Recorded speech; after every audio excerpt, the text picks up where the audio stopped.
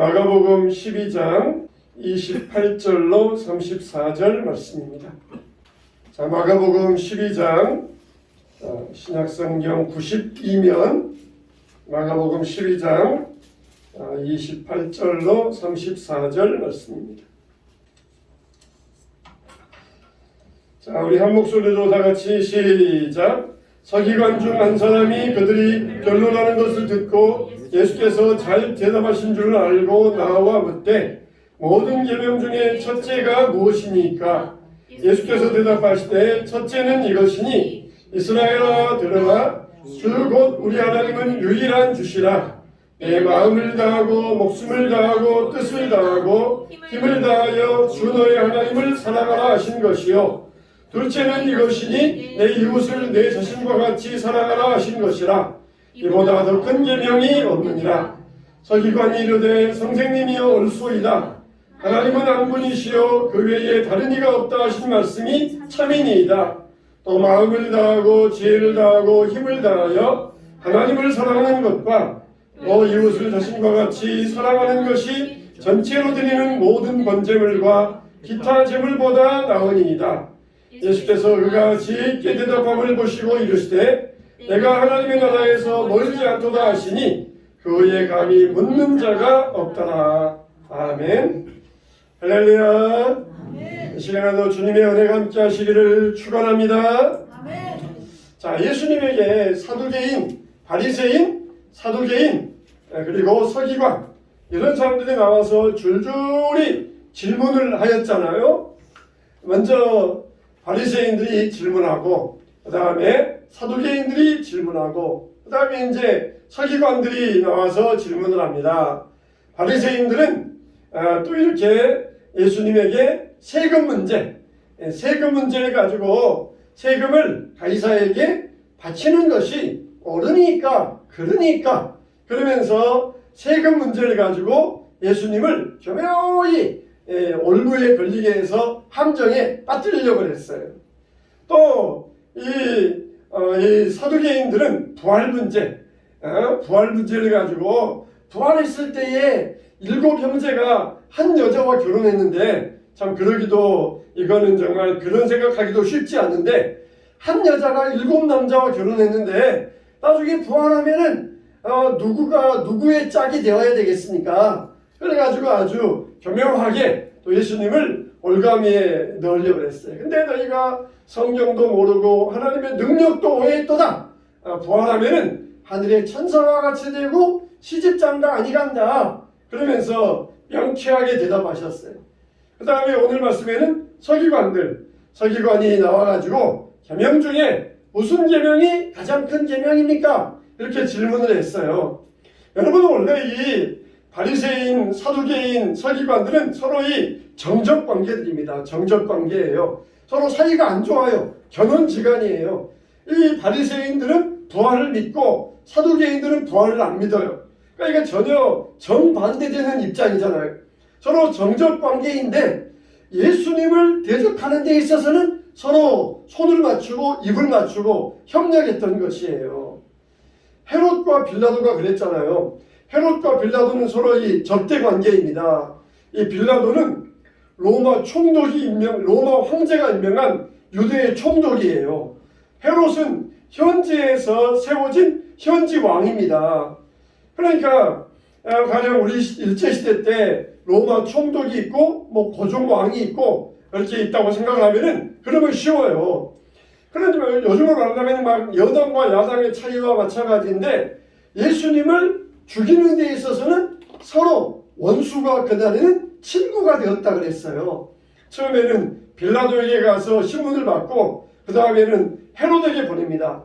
헤롯에게서 신문을 받고 또다시 헤롯이 빌라도에게 보내가지고 빌라도에서 최종 재판을 받고 사형운동을 받고 그렇게 했던 것이에요. 서로 그냥 예수님을 두고 이리 보냈다가 저리 보냈다가 그냥 그 전에는 막 서로 싸우고 적대관계했다가 예수님을 십자가에 못 박고 대적하는 데에는 그때는 서로 친구가 되어가지고 마음이 합쳐져가지고 그렇게 예수님에게 피해를 끼쳤었다는 것이에요. 여러분 우리가 기독교인들이 세상에 살면서 세상은 한 번도 기독교에 대해서 호의적인 적이 없어요. 세상과 기독교는 항상 이 기독교에 대해서 세상은 한 번도 좋은 입장을 가진 적이 없습니다. 항상 세상은 기독교와는 반대 입장이에요. 그렇지만 세상도 자기들끼리 싸우다가 기독교를 핍박하는 데에는 또 자기들끼리 힘을 합쳐가지고 기독교를 핍박하고 대적하는 그런 일들이 참 많습니다. 그래서 예수님께서도 너희가 핍박을 당하거든 이상한 일 당하는 것처럼 이상히 여기지 말라. 단지 핍박을 당하거든 너희가 기뻐하고 즐거워하라. 하늘에서 너희의 상이 큼이라. 그렇게 말씀하신 것이에요. 자, 여러분, 이와 같이 예수님의 진리 때문에 핍박을 당한다는 것은 이거는 하늘의 큰 상을 쌓는 일이 되는 것입니다. 자, 서기관이 예수님께 나와서 질문을 했잖아요. 계명 중에 어떤 계명이 큰 계명입니까? 그런데 예수님께서 바리새인과 사두개인을 대할 때보다는 서기관을 대할 때에 아주 그냥 이 서기관을 대하여서는 아주 그냥 친절한 자세를 보여요. 서기관이 맨 나중에 질문을 하잖아요. 앞에 질문했던 사람들 딱 보니까 예수님은 감히 함부로 대할 뿐이 아니에요. 예수님이 응답하시는 것, 예수님의 그 카리스마, 거기에 이제 서기관이 놀랐어요. 야, 정말 저분은 우리가 함부로 범접할 분이 아니구나. 그걸 보고는 예수님 앞에 나올 때 처음부터 공손한 태도로 와가지고 선생님, 계명 중에 어떤 계명이 가장 큰 계명입니까? 그러면서 예수님에게 이런 질문을 드립니다. 여러분, 예배와 교육은 태도에 달려 있잖아요. 자, 여러분, 이와 같이 우리가 모른다는 것은 부끄러운 게 아니에요. 모르면서도 알려고 하지 아니하고 또 모르면서도 건방지게 하는 것. 건방지게 알아 이런다든지 모르는 게 뭐 죄야 이런다든지 이거는 아주 나쁜 모습이에요. 모를 때 이 서기관은 뭐예요? 성경을 필사하는 사람이잖아요. 그러면은 평생에 성경을 얼마나 필사했겠어요. 근데도 공손하게 나와서 계명 중에 어떤 계명이 가장 큽니까? 그러면서 공손하게 물어보았다는 것이에요. 이렇게 예수님은 율법자들에게 공격을 많이 당했잖아요. 안식일에 왜 이 병 고치는 일을 합니까? 안식일에 왜 이 제자들이 이삭을 따먹는 것을 가만두고 있습니까? 그러면서 예수님을 안식일을 가지고 공격을 했잖아요. 사실 이 바리새인들과 서기관들이 예수님을 공격하는 그 내용을 보면은 일리도 있어요. 일리도. 안식일은 노동하지 말고 쉬고 예배하라. 그랬는데 예수님은 병자 고치고 예수님의 제자들은 또 이삭 따먹고, 그러니까 이들은 예수님에게 대해서 그렇게 예수님을 그렇게 대적하는 것도 비판하는 것 일종의 일리도 있어요. 그런데 이들은 지금 뭘 몰라요? 이들은 율법의 문자만 알아요. 율법의 진짜 뜻을 모릅니다. 근데 예수님은 어떠셔요? 율법의 진짜 뜻을 이들에게, 본래적인 뜻을 이들에게 보여주시려고 그렇게 행동하셨던 것이에요. 아니, 우리가 자동차를 운전하고 가면 어떻습니까? 길에 차선이 있잖아요. 차선. 그러면은 실선은 추월금지, 점선은 추월, 중앙선은 절대로 넘어가서는 안 되는 선. 이렇게 교통벽구였잖아요. 근데 운전하고 가는데 도로 한가운데 사람이 딱 누워있어요. 깜짝 놀라가지고 핸들을 틀어가지고 중앙선을 넘어가지고 이 사람을 아슬아슬하게 피해갔어요. 근데 저기 경찰이 서 있으면서 이리 와. 왜 중앙선 넘어갔어? 그러면서 우리에게 범칙금 과태료를 물리려 그러면은 우리는 정당한 사유를 밝힐 수 있잖아요. 저기 길가에 길 한가운데 사람이 누워있길래 이 사람을 치지 않기 위해서 아슬아슬하게 피하다 보니까 어쩔 수 없이 중앙선을 넘어서 피하게 되었습니다. 그러면은 경찰도 정상 참작하고 과태료 부과하지 않잖아요. 근데 만일 이 율법주의자 같은 경찰관이 있어가지고 중앙선 넘는 것은 무조건 이건 범칙금 과태료 대상이다, 뭐 사정이 어쨌든지 뭐 애가 아파서 병원에 가려고 막 과속을 했든지 신호 어겼든지 그거는 당신 사정이고 신호 어겼으니까 과속했으니까 무조건 법칙은 물어야 돼. 이런 경찰이 있다면은 얼마나 꽉 막힌 경찰이겠어요. 정상 참작을 하고 어쩔 수 없는 사정이니까 이런 경우는 그냥 다 없는 걸로 합시다. 그렇게 하면서 이 정상 참작이 되어야 되잖아요. 그런 것처럼 율법이 그런 거예요. 율법은 하나님께서 안식일은 하나님의 날이고 그리고 사람을 살리는 거다. 사람을 생명을 구하는 것과 사람의 생명을 죽이는 것 중에 어느 것이 옳겠느냐? 당연히 사람의 생명을 구하는 게 옳잖아요. 나는 중앙선 넘어가면 안 되니까 길 한가운데 놓인 사람을 그냥 나는 치고 갈 거야. 그러면서 사람의 생명을 죽인다 그러면 이거는 더 큰 잘못이 되는 것이에요. 율법의 목적이 그런 것인데 그냥 율법의 문자 무조건 중앙선을 넘어가면 범칙금이다. 이런 문자에 딱 얽매여가지고 중앙선 넘어갔으니까 범칙금 물어. 이게 바리새인들이나 사두개인들이나 율법주의자들의 그런 사고방식이었어요. 얼마나 이게 경직되고 얼마나 참 이게 굳어버린 사고방식입니까? 예수님은 오셔가지고 하나님의 본래의 뜻을 가르쳐주기 위하여서 일부러 주일날에도 병도 고치시고 그렇게 행동을 하셨던 것이에요. 율법에 남자가 이혼하려고 그러면은 여자에게 이혼 증서를 써서 내보내라. 그렇게 이제 모세 율법에 말씀하셨거든요.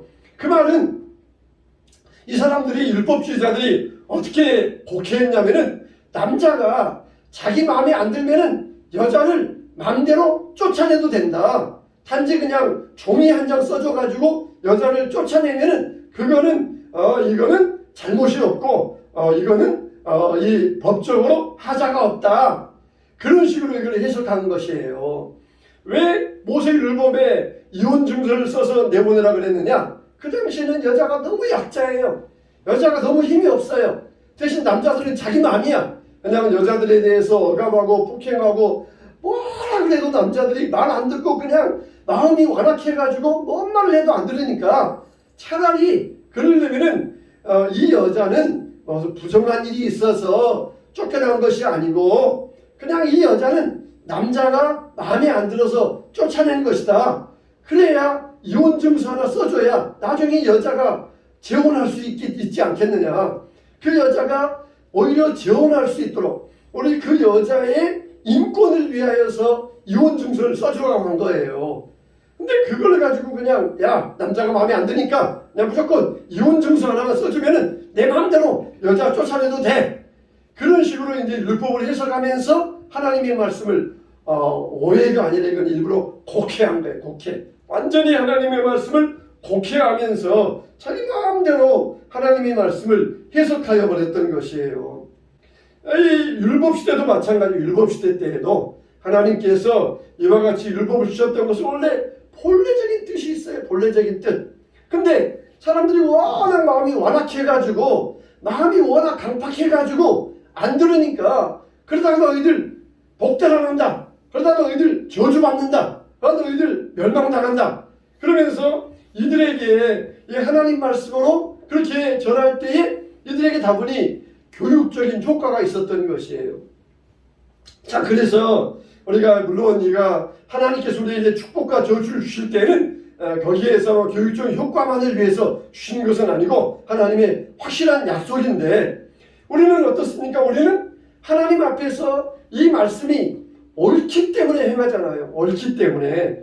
이 말씀이 옳기 때문에 행해요. 내가 무엇을 해서 하나님께 내가 뭘 받겠다, 뭘 바라고 하는 게 아니잖아요. 이게 올바른 자세잖아요. 내가 올바른 자세. 내가 이번에 시험을 봐가지고 100점 맞아서 부모님에게 용돈을 10,000원을 받겠다. 그런 것보다 내가 정말 올바로 살기 위해서 인생을 옳은 길로 가기 위해서 공부하겠다. 그게 올바른 목적이잖아요. 우리 신앙의 목적도 마찬가지예요. 하나님께서 말씀하신 이게 옳기 때문에, 다른 이유는 우리가 좀 떠나고 이게 옳기 때문에 나는 이 말씀대로 살겠다. 이게 얼마나 좋은 태도예요. 그래서 이렇게 이 예수님 시대, 율법 시대 때에는 이혼 증서를 써줘라. 여자의 인권을 보호하고 그래 여자가 다른 남자에게 재혼할 수 있으니까 그렇게 하기 위해서 했던 것인데 이걸 곡해해가지고 마음에 안 들면은 얼마든지 여자 쫓아보낼 수 있고 여자의 인권을 짓밟을 수 있는 이제 그런 식으로 이제 하나님 말씀을 해석했던 곡해했던 것이에요. 성경에 보면은 율법이 613가지가 나옵니다. 그리고 그 밑에 또 사람들이 만든 시행령이 있어요. 시행규칙이 있어요. 가령 안식일에는 2km 이상 걸어가지 말라. 이 말은 성경에 안 나오고 자기들이 만든 안식일을 위한 시행령, 시행규칙이에요. 그러니까 율법의 성경에 나오는 613가지에다가 자기들이 만들어 놓은 수많은 규칙들, 이게 그 당시에 있었던 것입니다. 근데 이렇게 서기관이 보다 보니까 골치 아프거든요. 613가지가 있고 또 많은 시행령들이 있는데 진짜 이 중에서 정말 중요한 것은 뭘까? 그래서 예수님에게 나왔던 것입니다. 예수님께서 뭐라고 하셔요? 신명기 6장 4절과 레위기 19장 18절 말씀을 들어가지고 설명을 해주십니다. 신명기 6장 4절 말씀에 내 마음을 다하고 목숨을 다하고 뜻을 다하고 힘을 다하여 주 너의 하나님을 사랑하라. 거기에다가 레위기 19장 18절 말씀을 덧붙여가지고 내 이웃을 내 자신과 같이 사랑하라. 이렇게 말씀해 주셨어요. 여러분 신명기 보면은 뭐라고 하느냐면은 들어라 이스라엘아 그렇게 말씀하셨어요. 들어라 이스라엘아. 그 말이 히브리어로는 쉐마 이스라엘이거든요. 쉐마 이스라엘. 들어라 이스라엘아. 그래서 이 말씀을 줄여서 쉐마라고 합니다. 쉐마의 말씀. 들어라 이스라엘아. 주 너의 하나님은 참되신 하나님이니 내 마음을 다하고 목숨을 다하고 뜻을 다하고 힘을 다하여 주 너의 하나님을 사랑하라. 이게 쉐마의 가장 중요하게 여기는 말씀입니다. 이렇게 신명기와 레위기에 나오는 말씀의 공통점은 뭐냐? 바로 사랑입니다. 사랑. 모든 계명의 요약, 율법의 완성이 뭡니까? 사랑이에요. 수직적으로는 하나님과 나와의 사랑의 관계, 수평적으로는 나와 이웃과의 사랑의 관계, 그리고 수직과 수평의 사랑의 관계를 완성하신 분이 바로 십자가 예수님이셔요. 하나님의 사랑이 바로 십자가에서 완성되신 것입니다. 예수님은 하나님은 정말 여러 형태로 하나님의 사랑을 보여주셨어요.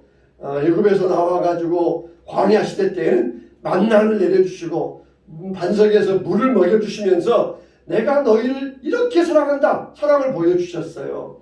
또 사사시대 때에는 블레셋에서 건져가지고 전쟁에서 이기게 하심으로써 하나님의 사랑을 나타내셨어요. 선지자 시대 때에도 엘리야 엘리사와 같이 죽은 자를 살리고 기적을 보여주심으로써 하나님의 사랑을 나타내 주셨어요. 또 바벨론 시대 때에도 바벨론에서 포로에서 건져주심으로써 하나님의 사랑을 나타내 주셨어요. 근데도 하나님이 그렇게 많은 사랑을 나타내 주셨는데도 이것들이 깨닫지를 못하는 거예요. 하나님이 우리를 뭘 사랑했어? 하나님이 우리를 얼마나 사랑했어? 하나님의 사랑을 깨닫지 못하니까 그래 내가 마지막으로 너희들에게 나의 사랑을 보여주겠다. 그래가지고는 하나님의 마지막 방법이 바로 예수님을 보내주신 거예요. 예수님을 보내주셔서 내 하나밖에 없는 내 아들 예수 그리스도를 십자가에 못 박아 죽게 하고 내가 너희를 얼마나 사랑하는가를 너희에게 보여주겠다. 그게 예수님의 사랑이에요. 하나님의 사랑이에요. 하나님이 많은 방법으로 사랑을 보여줘도 깨닫지 못하니까 마지막으로 하나님의 아들이신 예수님을 보내주심으로써 십자가에 달려 죽게 하신 것이에요. 이게 말세입니다. 말세. 우리가 흔히 말세야 말세 그러잖아요. 그 말은 세상 종말의 때다, 세상 마지막이다 그게 아니라 하나님의 사랑의 그 방법, 하나님이 우리에게 주시는 사랑의 방법이 구약에는 만나도 내려주시고 반석에서 물도 주시고 전쟁에서 승리하게 하시고 여러 가지 기적을 베풀어 주셨다가 그래도 하나님의 사랑을 깨닫지 못하니까 정말 이제는 마지막이다. 마지막 방법으로 하나님의 아들 예수 그리스도를 보내주신 것. 이게 바로 말세라는 거예요. 말세. 하나님의 마지막 방법. 우리 하나님의 사랑을 우리에게 보여주시는 마지막 방법. 그게 예수 그리스도의 십자가, 바로 하나님 나라 천국이 가까웠느니라. 이게 말세라는 거예요. 말세. 그러니까 우리에게는 더 이상 하나님의 사랑을 확인하기 위한 방법이 예수님의 십자가보다 더 좋은 건 없어요. 더 좋은 건 없어요. 근데 우리는 다시 옛날로 돌아가가지고 떡 주세요, 물 주세요. 그러면 하나님이 나를 사랑하는 것을 조금이라도 내가 깨달을 것 같아요. 그거는 다시 율법으로 돌아가는 것입니다. 우리는 이미 어마어마한 어떤 것보다 더 나아갈 수 있는 하나님의 엄청난 사랑을 받았어요. 엄청난 사랑을 받았어요. 하신 말씀이 뭐예요? 그 아들을 너희를 위하여 내어주신 이가 어찌 그 아들과 함께 이 모든 것을 너희에게 은사로 주지 아니하시겠느냐? 물 주고 떡 주고 빵 주고 그거는 이미 아들 주신 하나님은 이거는 당연히 주시는 하나님의 당연한 사랑이라는 것이에요. 근데 하나님의 사랑을 받았으면서도 아직도 의심하면서 내가 하나님 사랑을 받았나? 의심하면서 아직도 떡 주고 물 주고 빵 주세요. 그래야 내가 하나님 사랑을 조금 느낄 것 같아요. 그런데 그러는 것은 어떤 방법이에요?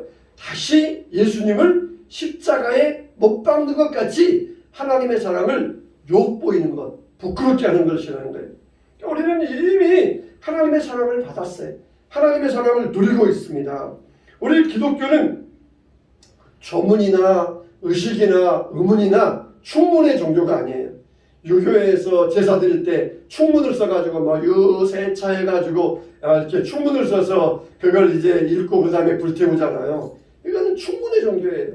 우리가 천주교를 이단이라고 하는 것은 천주교는 의문의 종교입니다. 그래가지고 미사 드릴 때 긴 여러 가지 의식을 해가고 죄를 지었을 때에 신부 사제를 찾아가가지고 신부에게 고백하면은 신부가 그걸 듣고 이거 이렇게 해서 보속을 받아라. 이게 의문이거든요. 이게 의식이거든요. 우리는 죄지면 어떻게 해요? 하나님 앞에 가서 예수의 피 의지해서 내 모든 죄를 용서해 주세요. 그러면은 예수님께서 내 죄를 용서해 주시고 우리를 깨끗하게 하시거든요. 근데 천주교에서는 의식을 치러야 돼. 신부를 찾아가야 되고 신부가 듣다가 그러면은 이렇게 해라. 그러면서 지시하면은 그걸 행하면서 내가 이제는 깨끗해졌다. 이런 의식은 잘못된 것이에요. 이미 우리는 마음의 종교예요. 우리 기독교는 마음으로 이미 다 깨끗함을 얻게 되었다는 것이에요. 예물을 제단에 드리다가 형제에게 원망 들을 만한 일이 생각나거든 예물을 두고 먼저 형제와 화목하고 그 다음에 와서 예물을 드리라. 그렇게 말씀하셨잖아요. 여러분 우리가 예배에는 그릇이 있고 내용이 있어요. 그릇만 중요하고 내용은 덜 중요하다. 내용은 중요하고 그릇은 안 중요하다. 이거 둘 다 잘못된 것이에요. 그릇도 중요하고 내용도 중요한 것이에요. 예배라고 하는 이 형식도 중요하고 그 형식 안에 뭐가 들어가야 돼요? 우리의 마음이 들어가야 돼요. 우리의 마음. 찬양 순서가 있고 말씀 순서가 있고 헌금 순서가 있고 또 축도 순서가 있고 다 순서 이게 형식이에요. 이거는 형식, 외식이 아니라 이거는 의문이 아니라 그릇과 같은 것이. 그 안에다가 뭘 담아요? 찬양할 때도 내 마음을 담고 말씀을 들을 때도 내 마음을 담고 헌금을 들을 때도 내 마음을 담고 축복기도 받을 때도 내 마음을 담아서 하나님 목사님의 축복기도를 통하여서 그 기도가 나에게 임하게 해주세요. 이게 마음을 담아서 하는 거예요. 우리 목사님 나에게 축복해 주시면은 하나님께서 그 목사님을 통해 나에게 복 주신다. 이렇게 아니한 마음이 아니라 모든 순서에 내 마음을 담아서 드리는 거예요. 내 마음을 담아서. 그럴 때 그 예배가 아름다운 예배, 하나님이 연락받으시는 예배가 되는 것입니다. 아이들에게, 학생들에게, 불순한 학생들은 그러잖아요. 고개 숙이고 있지 마. 고개 들어. 핸드폰 보지 마. 그러면은 다 듣고 있어요. 그러잖아요. 그러면 안 된다는 거예요. 예배 때 우리가 다른 생각하고 다른 데 쳐다보면서 다 듣고 있어요. 그러면 안 된다는 것이에요. 내가 듣는 게 문제가 아니라 내 마음을 담아야 돼. 내 마음이 담겨져야 돼. 내 마음이 담겨지지 않으면 아무리 그 그릇에 있다 할지라도 내용은 없는 텅 빈 그냥 깡통에 불과한 거예요. 깡통에. 내 마음이 어디에 담아져 있느냐. 마음은 그냥 콩밭에 가 있는데 마음을 담지 아니하면은 다 듣고 있다. 그게 소용이 없어요. 예수님께서 서기관이 지혜롭게 대답함을 보시고 내가 하나님 나라에서 멀지 않도다 칭찬하셨잖아요. 아니 하나님 나라에 들어가면 들어가는 것이고 안 들어가면 안 들어가는 것이지 하나님 나라에 멀지 않도다. 그건 무슨 말이에요? 일단은 우리가 신앙을 먼저 깨닫는 것이에요. 깨달아야 돼요. 근데 깨닫고 그치는 거 아니라 그 다음에 실천이 있어야 돼요. 실천이. 일단 이 서기관은 깨닫는 게 있었어요. 깨닫는 게. 예수님께서 가장 큰 계명은 마음을 다하고 뜻을 다하고 주 너의 하나님을 사랑하는 것이다. 그러니까 이 서기관이 넙죽 받아가지고 아주 대답을 잘해요. 선생님이여 옳소이다. 하나님은 한 분이시요 그 위에 다른 이가 없다 하시는 말씀이 참이니이다. 또 마음을 다하고 지혜를 다하고 힘을 다하여 하나님을 사랑하는 것과 또 이웃을 자신과 같이 사랑하는 것이 전체로 드리는 모든 번제물과 기타 제물보다 나으니이다. 이게 서기관의 답변. 예수님께서 말씀하신 것을 딱 요약하고 그 다음에다가 이것이 제물보다 더 나으니이다. 이게 서기관의 깨달음이거든요. 이렇게 내 마음을 담아서 살아가는 것이 내가 엄청난 예물 드리는 것보다 더 중요하구나.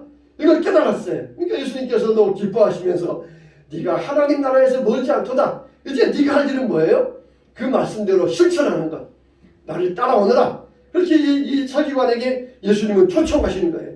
깨달았으면 그걸 실천해야 돼요. 우리가 이런 이 깨닫기만 하는 사람을 뭐라고 하는지 아세요? almost 크리스찬이라고 그래요. almost 뭐예요? 거의 될 뻔했다라는 거예요. 될 뻔했다. 우리가 대학에 합격할 뻔했다. 그 말은 뭐예요? 합격했다는 거예요? 불합격했다는 거예요? 불합격했다는 거잖아요. 할 뻔했다. 거의 할 뻔했는데 불합격했어요. 천국에 들어갈 뻔했다. 그건 뭐예요? 천국에 못 들어갔다는 거예요. 지금 지금 현재 서기관처럼 깨달았어요. 야, 정말 사랑하는 것이 어떤 그 예물보다 더 중요하구나. 깨달았어요. 그러면 실천해야 되는데 그냥 알기만 하고 실천이 없으면 야, 정말 너는 천국에 들어갈 뻔했구나. 그러면서 이 천국에 못 들어간 것을 그렇게 말씀하시는 것이에요. 우리는 천국에 들어갈 뻔한 사람이 되어서는 안 돼요. 우리가 먼저 행하기 위해서는 깨달아야 돼요. 맞죠? 그렇구나. 예배의 그릇이 있지만 그 내용이 더 중요하구나. 찬양 순서에 내 마음을 담고 말씀 순서에 내 마음을 담고 헌금 순서에 내 마음을 담고 축도 순서에 내 마음을 담아서 하나님 앞에 드리는 예물이 예배. 이게 바로 가장 어떤 예물보다도 어떤 번제물보다도 더 중요하구나. 하나님을 사랑하는 것. 이게 더 중요하구나. 깨닫고 그걸 실천할 때 그게 바로 천국의 시민, 천국 백성으로서 합격된다는 거예요. 깨닫기만 하고 almost 크리스찬, 거의 될 뻔한 사람으로 끝나서는 안 돼. 네가 정말 천국에서 멀지 않다. 하나님에서 멀지 않다. 이제는 나를 따라오너라. 나의 말씀을 듣고 행하는 자가 되어라. 그랬지만은 이 서기관은 예수님을 따라갔다. 그런 말이 없어요. 그런 말이 없는 거 보면은 그냥 깨닫기만 하고 돌아가서 다시 옛날로 돌아갔던 모양이에요. 여러분 정말 우리는 거의 될 뻔한 사람이 아니라 정말 하나님의 나라의 천국 시민으로 살아가게 되시길 바랍니다. 그래서 수직으로는 하나님을 사랑하고 수평으로는 이웃을 사랑할 수 있어야 돼요. 우리의 삶에 있어서 그릇은 좋은데 삶에 있어서 무엇도 하고 그릇은 좋은데 그 안에 내용물이 빠져 있습니까? 또 내용은 있는데 그릇이 없지는 않습니까? 예배에 있어서 그릇도 중요하고 내용도 중요한 것이에요. 그래서 저와 여러분들의 신앙이 하나님 나라에서 멀지 않다, 가깝다 그게 아니라 하나님 나라의 시민이구나. 하나님 나라에 가까인 사람이 하나님 나라의 안에 그 안에서 살아가는 사람이 되어야 됩니다. 아멘. 하나님 나라에서 살아가는 사람이 되어야 돼요. 저와 여러분들이 오직 믿음으로 구원받고 예수님의 보혈의 은혜로 축복 은혜를 받아서 날마다 하나님의 사랑을 실천하며 살 수 있어야 됩니다. 저와 여러분 가운데 이런 은혜가 넘쳐나게 되시기를 축원합니다. 아멘.